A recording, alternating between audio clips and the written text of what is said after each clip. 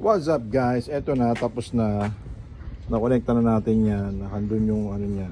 Ano ba tawag dito pa? Relay. Yung relay niya. Nandito na to. Konektado na yan doon lahat. So, ito siya. Oh.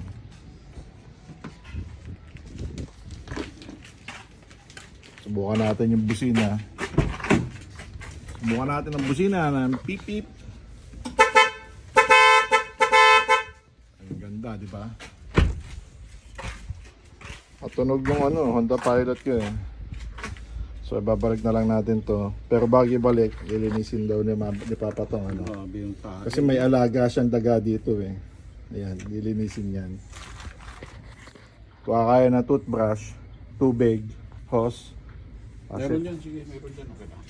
Ito pa hindi na lalagyan ng tape yan. Hindi na. Sige, mga lawang na yan dyan. Sige, okay na yan kahit walang tape. Pero ito, tanggalin nyo na lang to. Tapos Siritan ko kaya, no? kakabit ko tong, ibabalik ko tong bumper.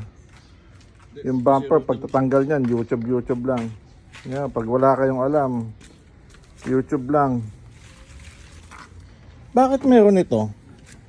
Para saan ba? Ay, sintas na sapatos to ah. Bakit nandyan? Hindi na lang nga ng daga eh. Dinala ng daga. Mabait yung daga ko eh, Ang nagtatago. bira, nagtago pa ng... Kaya pala, ano kaya itong wire nung tela na to? Sintas pala na sapatos. So, lilinisin lang ni Papa yan. Huwag kayo masyado magbasa dahil ihiga ako sa ilalim eh. Eh paano mahugasan yan kung di magbasa? Brushin nyo na lang. Huwag nyo nang basahin. Ihiga ako dyan mamaya pagkakabit nung Eh, madali yan, matuyo din yan. Eh, hindi mahugasan ng gusto yan pag di ka mag... O di sige, kayo bala. Takloban ko na lang para ganda na yung busina niya. Ganda na yung busina niya. So, ano yan? Magasgas pa yung bumper pa. Tama na yun. Gagasgas na yung nilaman mo. Ganyan na lang yan, hayaan nyo na. Ganyan na eh. O kaya itaas nyo na lang to para hindi mabasa yung patong na lang sa upuan.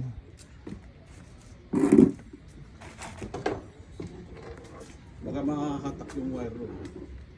Hindi kasi tanggalin na lang. I-disconnect. Clip lang naman yan.